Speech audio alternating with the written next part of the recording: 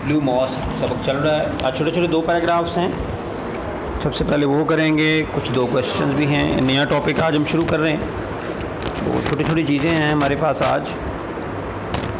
Paragraph number मैंने लिखा है 8 और 9।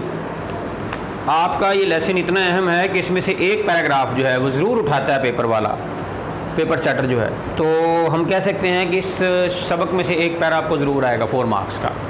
तो नंबर 8 पे और नंबर 9 पे आज हमने काम करना है। सबसे पहले इनके मीनिंग्स देख लें। इंपॉर्टेंट का मतलब होता है अहम। एलिमेंट कहते हैं जुज़्व को या अंसर को, एलिमेंट। महराब होती है मस्जिद में, आपने देखा होगा जहाँ इमाम साहब नमाज करवाते हैं वहाँ पे एक थोड़ा सा हुजरा सा कमरा सा ऐसे बना होता है, आगे उसका बना होता है, वो उसको महराब कहते हैं। फाइनली उम्दगी से, काव तराशा हुआ या कुंदा किया हुआ। मार्बल से मुराद संगे मरमर है। रिचली उम्दगी से। डेकोरेटेड सजा हुआ। पल्पिट कहते हैं मिंबर को, जहाँ पे इमाम साहब बैठ के खुतबा देते हैं, इसको मिंबर कहते हैं। जैसे जुमा वगैरह में ये लकड़ी का भी बनाया होता है और ये फिक्स भी होता है, जैसे संगे मरमर का वगैरह। डिज़ाइन से मुराद बनाया गया, बनाई गई। क्राउडेड रश या हजूम को कहते हैं। रॉयल का मतलब शाही। इस सिचुएटेड वाक़ है। साउथ ईस्ट जनूब मशरकी जानिब। जेड ज़मुर्रद या कीमती पत्थरों को कहा जाता है, और रोजेस गुलाब के फूलों को कहा जाता है। आसान से 2 पैराग्राफ हैं, देखते हैं। द मोस्ट इंपॉर्टेंट, सबसे अहम जुज़्व इन द इंटीरियर, मस्जिद के अंदरूनी हिस्से का, इस महराब है। विच इज़ मेड, जो कि बना है, और फाइनली उम्दगी से, कार्व्ड तराशे गए, मार्बल संगे मरमर से, यानी अच्छे संगे मरमर से इसको बनाया गया है, अच्छी क्वालिटी का जो है। अब देखें, the most important element in the interior of the मस्जिद इज द मेहराब which is made of finally carved marble. Finally carved marble. मस्जिद के अंदरूनी हिस्से का सबसे अहम जुज़्व मेहराब है। मस्जिद के अंदरूनी हिस्से का सबसे अहम जुज़्व मेहराब है। Which is made of finally carved marble, जो कि उम्दगी से तराशे हुए संगे मरमर से बना है। मार्बल तक का तर्जुमा दोबारा से। मस्जिद के अंदरूनी हिस्से का सबसे अहम जुज़्व मेहराब है, जो कि उम्दगी से तराशे हुए संगे मरमर से बना है। To the right of the mehrab, मेहराब की दाईं तरफ या दाएं जानिब भी आप लिख सकते हैं। इज है अ रिचली डेकोरेटेड, उम्दगी से सजाया हुआ, अ पल्पिट मिंबर, मैंने आपको कहा जिसमें इमाम साहब खुतबा देते हैं। To the right of the मेहराब is a richly decorated pulpit. मेहराब के दाएं जानिब उम्दगी से सजा हुआ एक मिंबर है। द मस्जिद इज सो डिजाइन, मस्जिद को ऐसे बनाया गया है, that even when it is most crowded, हत्ता कि अगर ये बहुत ज़्यादा भरी हुई हो, या इसमें आप ये भी लगा सकते हैं इसमें बहुत ज़्यादा हजूम हो लोगों का। एवरीवन इन द मस्जिद, मस्जिद में मौजूद हर शख्स can listen to and look at the imam, इमाम को देख और सुन सकता है। अब इसका बामुहावरा, द मस्जिद is so designed that even when it is most crowded, everyone in the मस्जिद can listen to and look at the इमाम। मस्जिद को इस तरह से बनाया गया है कि अगर ये बहुत ज़्यादा भरी हुई हो तो मस्जिद में मौजूद हर शख्स इमाम को सुन और देख सकता है। दोबारा से, मस्जिद को इस तरह से बनाया गया है कि अगर ये बहुत ज़्यादा भरी हुई हो तो मस्जिद में मौजूद हर शख्स इमाम को सुन और देख सकता है। 9 पे आ जाए। द रॉयल रूम, शाही कमरा, इज सिचुएटेड, वाक़या है, at the south east corner, जनूब मशरकी जानिब। The royal room is situated at the south east corner, शाही कमरा जनूब मशरकी जानिब वाक़ है। It has its own pulpit, इसका अपना मिंबर है।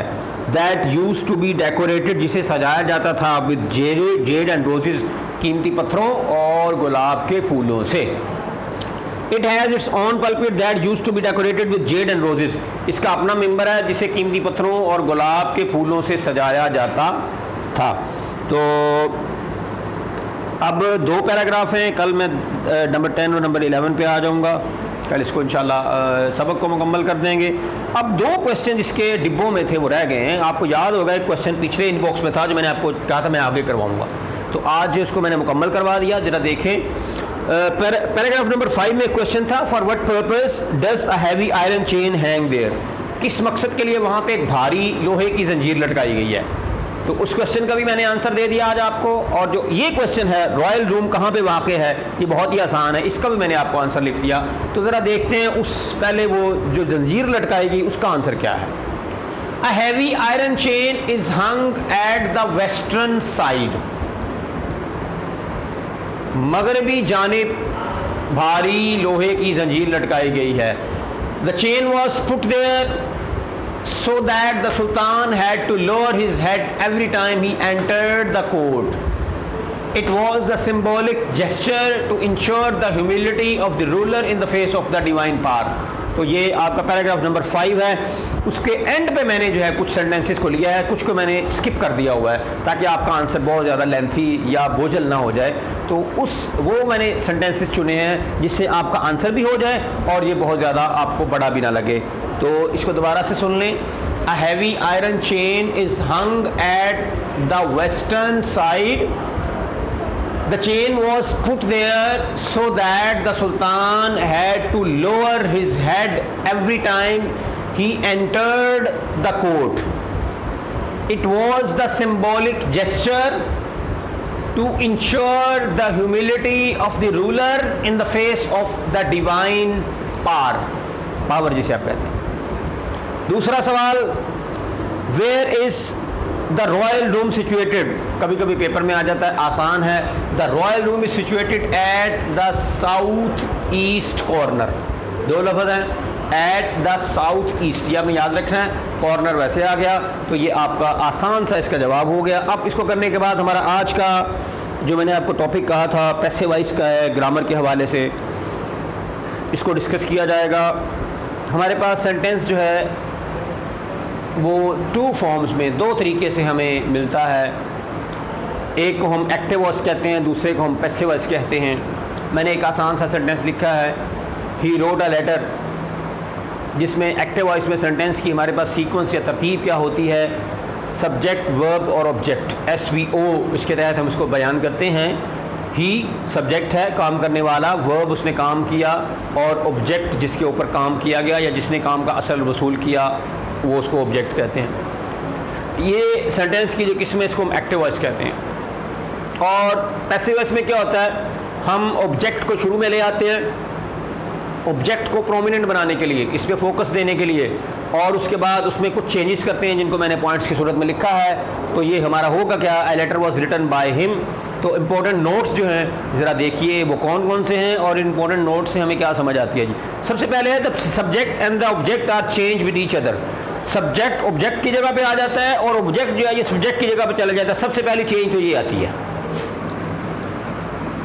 अब ये देखिए, ये आखिर में था सबसे पहले एक्टिव वॉइस में, और ये शुरू में था अपनी एक ख़ास हालत में। तो सबसे पहले क्या चेंज आई, इन दोनों ने आपस में अपनी जगह बदल ली। पहला point, third form of the verb यानी पास्ट पार्टिसिपल इज यूज्ड। यहाँ पे मैंने ना राइट लिखा, ना राइट्स लिखा, ना राइटिंग लिखा, मैंने रिटन लिख दिया। तो इसका मतलब ये होगा कि जितने भी पैसिव वॉइस हैं आपके, जिस मर्जी टेंस के हों, इसमें हमने वर्ब की तीसरी फॉर्म इस्तेमाल करनी है जिसको हम पास्ट पार्टिसिपल कहते हैं। ये दूसरा पॉइंट है जी। तीसरा है, some sort of helping verb is used with the third form of the verb.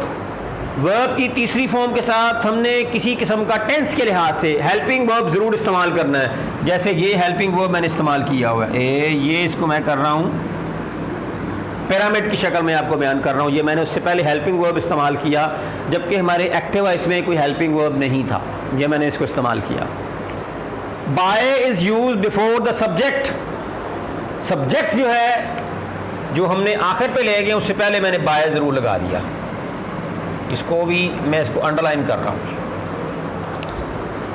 Number 5वें पे है subjective case will be change into objective case. यहाँ पे ये हिम में तब्दील हो गया, इससे पहले फ़िक्रे के शुरू में था तो ये ही था, तो यहाँ पे ये अपनी तीसरी हालत में ऑब्जेक्टिव केस में आ जाएगा। तो जब हम एक्टिव वॉइस से पैसिव वॉइस में जाते हैं तो ये 5 किस्म की चेंजेस जिसको मैंने पॉइंट्स की सूरत में लिखा है और एक आपको मिसाल भी दी है, उससे हम उसको करेंगे। बाकी 1 बाय 1 करके कल से जब मैं इसको शुरू करवाऊंगा एक एक टेंस हम पकड़ते जाएंगे, उस टेंस का पैसिव वॉइस कैसे करना है, उसमें क्या चेंजेस लानी है, एक एक करके मैं आपको करवाता जाऊंगा।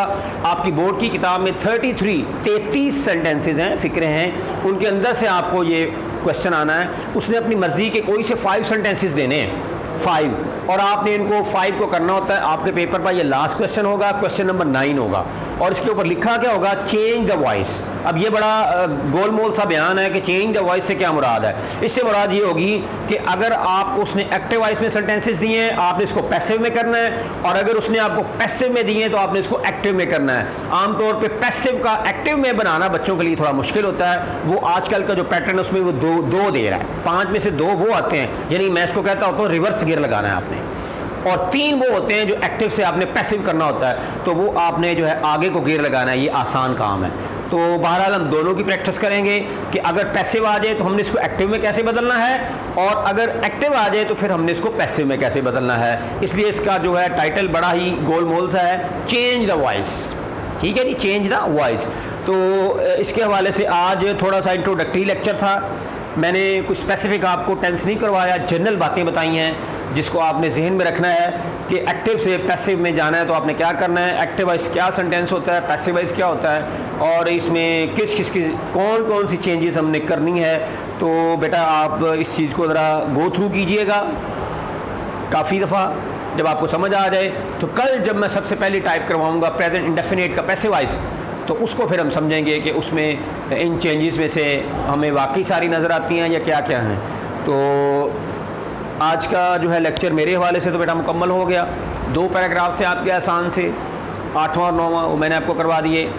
2 क्वेश्चन थे इनबॉक्स मेरे ज़िम्मे, वो भी मैंने आपको करवा दिए, और उसके साथ साथ पैसिव वॉइस का क्वेश्चन का इंट्रोडक्शन भी करवा दिया, और थोड़ी सी उसकी बेसिक्स बातें आपको बता दी कि बेटा ये हमने किसको करना है।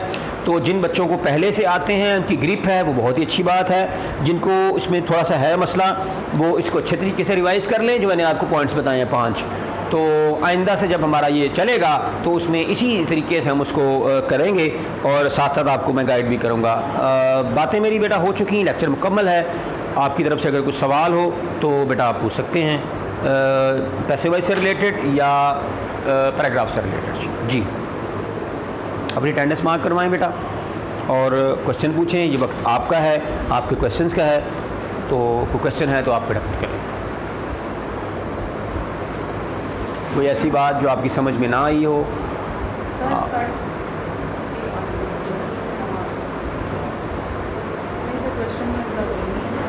फिर भी बेटा को बात ऐसी जो आप पूछना चाहते हो ज़रूर पूछिएगा। इसी मकसद के लिए ये क्लास रखी जाती है कि आपको किसी किस्म की कोई परेशानी ना रहे, समझ आ जाए आपको सारी।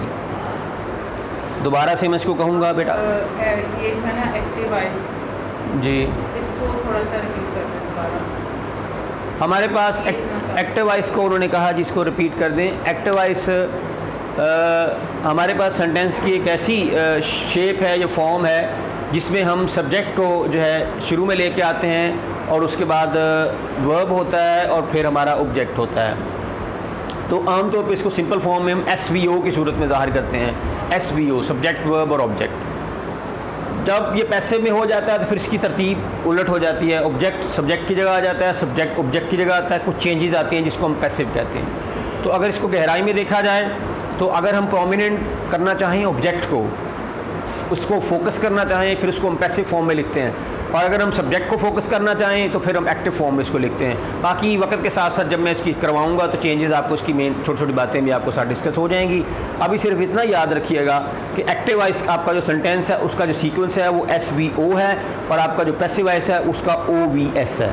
तो SVO और OVS के दरमियान जो रिलेशन है इसको आपने, ये OVS है आपका, OV और S, तो इस चेंज को हमने समझना है। तो जी, और कोई सवाल करें जिससे रिलेटेड? वो पेज नंबर क्वेश्चन नहीं है कि जनरल इंट्रोडक्शन दिया है, इसका पेज नंबर इसका बेटा पेज नहीं है, लेकिन आपकी बोर्ड की किताब का 166 पेज है, उससे ये क्वेश्चन शुरू होता है, वहाँ से हमने इसको करना है। और आपके सिलेबस में 33 हैं, टोटल 33 हैं मुख्तलिफ टेंसेस के, हमने उन 33 को करना है, उसमें से आपको 5 आएंगे।